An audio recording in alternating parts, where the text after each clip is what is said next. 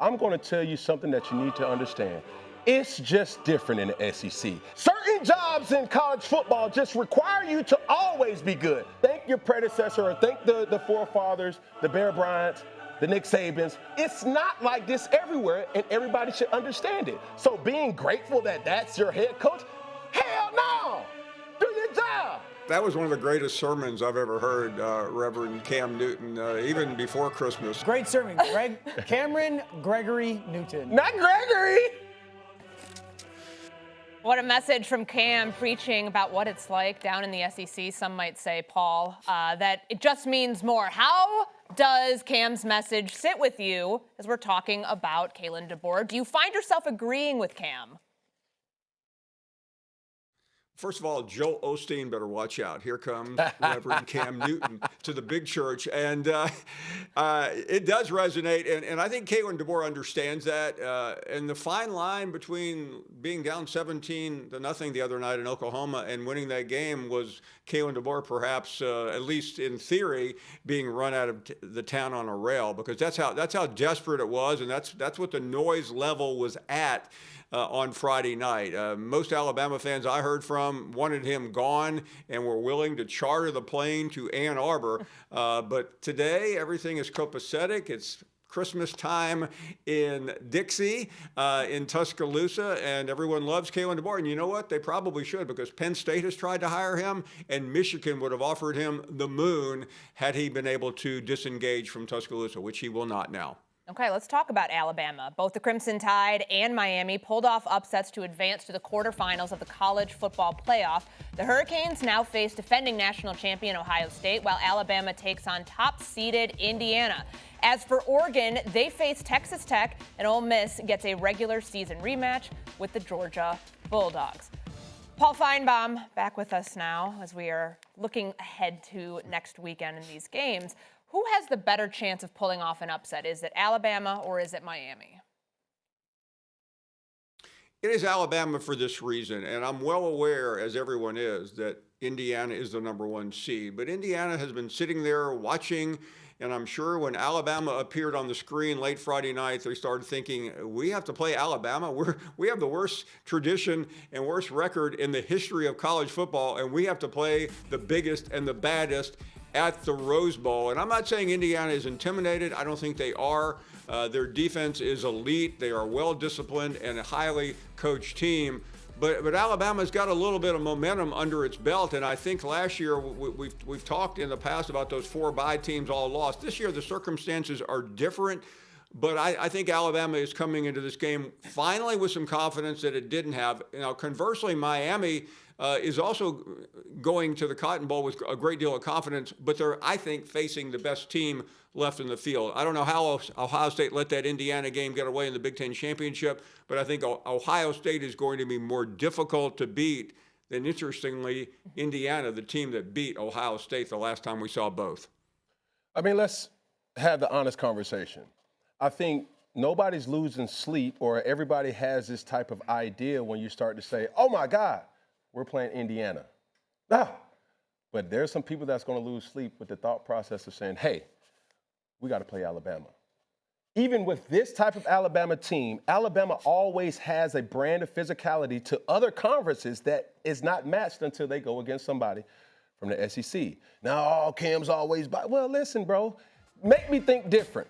When you start to say how Big Ten teams play, even with the Heisman Trophy winner in Mendoza, there's nothing really about Indiana that will be the theme of the game outside of they probably really are the team that is coached the best in all of college football. But that's it. On what top to bottom metrics? Well, we know how many 5 stars Alabama seems to garner or year in and year out, and how many 5 stars Indiana does not have. Will that be something that will be the difference in a game like this? Because it's the ground, it's the pound, it's the physicality, it's the girth, it's all type of things that you have to say, looking to from the microscopic lens to give Alabama the edge over a team like Indiana. Well, Alabama did lose in its conference championship game. Indiana won its conference championship game. Indiana is the 1 seed. we don't have enough time for this part That's of cool. the discussion, but I do really want to talk about the group of 5 Mm-hmm. because I'm sorry, guys, these games were not good over the weekend. We saw Ole Miss blow out Tulane, Yep. Oregon have no issue, 17-point win over JMU. Paul, is it time to eliminate the group of 5 schools from being a part of the CFP? Yes, yes, yes. And you know, I mean, we're not sitting here and trying to say they look good, because they didn't. JMU was down by 31. Oregon already left the game and let them mop up to cover the spread. But the games were unwatchable. And I don't know very many people who want to see these schools in. And I'm well aware there's arguments. Well, hey, even in the NFL, the NFC South winner gets into the playoff. But they're professional teams on the same level. JMU and Tulane are the elite of that division, but they're still not anywhere near the same page. And Cam, we could go through the SEC and probably find quite a few schools who could beat both with one hand behind their back. It is just an absolute hypocrisy to have to deal with this every year. This year, there shouldn't have been 2 in, but the ACC was asleep at the wheel with their tiebreaker system. I don't want to watch one. And I know we ought to sing Kumbaya, it's Christmas, and I don't want to be the Grinch who stole Christmas, but get these schools and get these conferences out of my way. I don't want to see them anymore. I want to see the best 16, 12, whatever the number is. It's 12 now, it's going to 16. I still don't want to see them if we have 28. Paulie, and I'll second that. You don't want to be the Grinch, but I'll be Ebenezer Scrooge. Because the reality is this: somebody has to tell people the truth. And the truth is this: in football, Cinderella stories do not exist. I don't care how much you want to root. I don't care how much you want to push. Cinderella stories do not exist in nothing but Disney movies. I have a stat here that with two group of 5 losses, conference championships are now 0-7 in the college football playoffs since we started the college football playoffs. Also, JMU, group of 5 teams, are now 0-4, and they've been outscored 150-64.